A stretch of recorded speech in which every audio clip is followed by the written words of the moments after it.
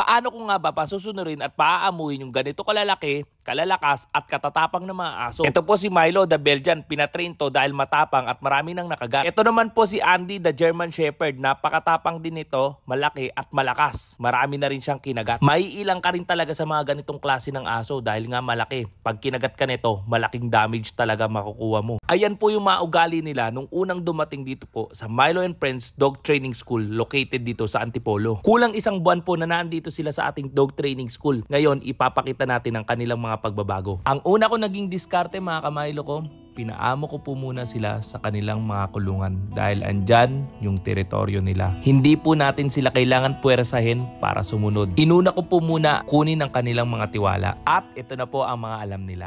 Ang una kong tinuturo kay Milo the Belgian is heel position. Ayan o, pupunta siya sa left side ko at uupo.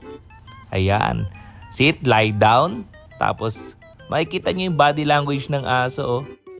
Kalmado lang, nakangiti pa. Tapos pag lumapit sa akin, tingnan nyo, naka-ears back siya, nakababa yung ulo. Ibig sabihin, submissive and friendly na sa akin yung asong ito. At alam nyo ba, kapag sobrang init ng panahon, hindi ko muna nilalabas yung aso. Dito ko muna pinapalakad sa garahe natin. At pansinin nyo dito sa bidyong to, makikita nyo yung command ko, kahit hindi ko na ituro yung lapag, nagla-lie down na siya. Basta sabihin ko, lie down and stay.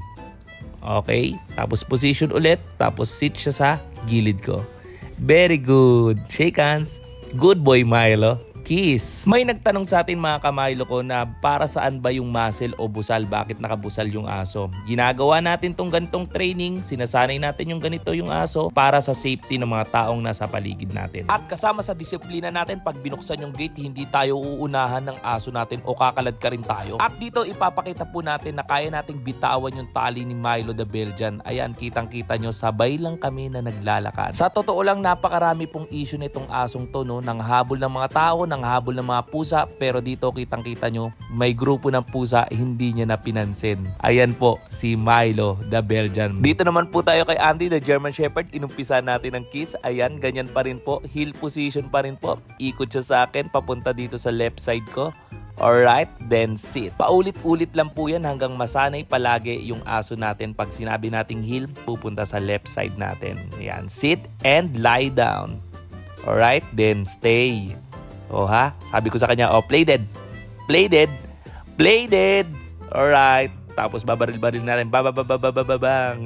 Sobrang cute talaga ni Andy the German Shepherd. O mga kamilo ko, ang training methods na ginagawa ko, tinatawag natin tong balanced dog training. Gumagamit din tayo syempre ng treats. Napakasarap na treats nito. Goodies by Milo. Yan po yung binibigay ko sa mga aso natin. Pinapractice ko rin sila na hindi ko na ituturo yung lapag para mag-lie down. At isa sa mga mahirap na training yung stay. Ayan, kitang-kita nyo, nag-stay. At syempre may recall. Tapos bigay ng goodies by Milo. Isa rin po ito sa pinakamahirap na part na training ko sa mga asong ito, yung muzzle training. Kailangan maging komportable yung mga asong to na lagyan natin ng busal. Tumataas lalo yung motivation ko mga kamilo ko kapag nakikita ko yung mga asong to, yung mga poor babies na to na sumusunod sa mga pinag-uutos ko. Ayan, kitang-kita nyo, komportable sila sa muzzle. Stay sa busal, tanggal, then reward. At katulad din sa bidyong nauna kanina, pag binuksan yung pinto, stay yung aso. Tingnan nyo, lumayo ako, nakatingin lang sa akin, may eye contact. Then pag sinabi kong come, lalapit si Andy the German. At araw-araw ko po silang sinasanay na maging kalmado sa iba't ibang tao, lalo na sa mga ganitong environment. Dahil ang issue nila, nangangagat.